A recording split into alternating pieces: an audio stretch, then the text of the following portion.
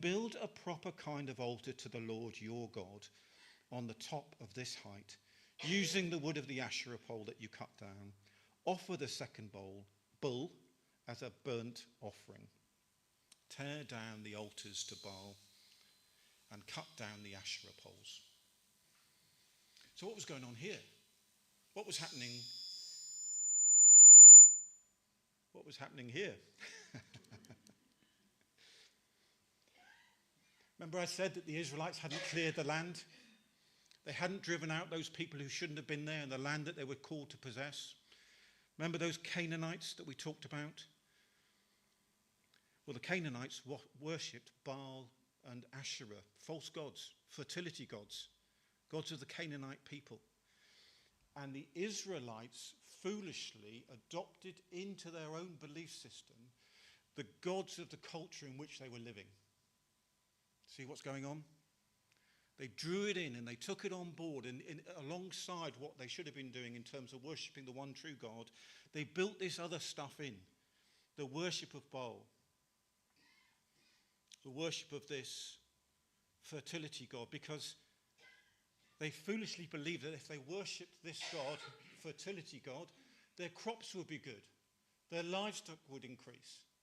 They took it on board because that's what the Canaanites had said. So guess what? We want to fit in with the people around us. And we want to be successful. So look, it won't hurt. Let's just try a bit of that as well. Let's mix a bit of that into our belief system, right? That's what they did. That's what they did. And it was worse than that. It gets worse than that. I almost don't want to tell you, right? But they picked up despicable practices.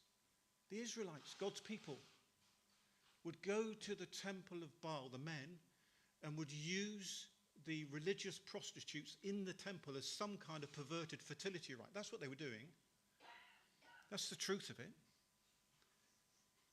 Our God is a jealous God.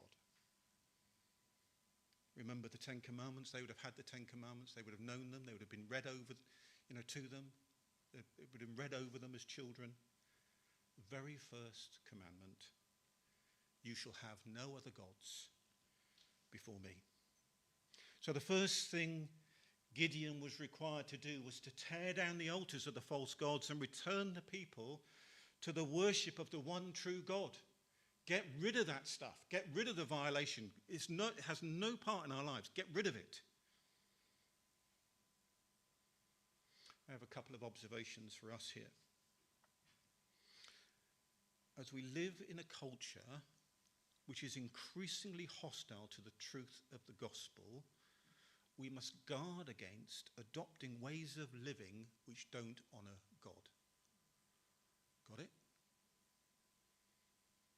Sadly, and I mean this, sadly,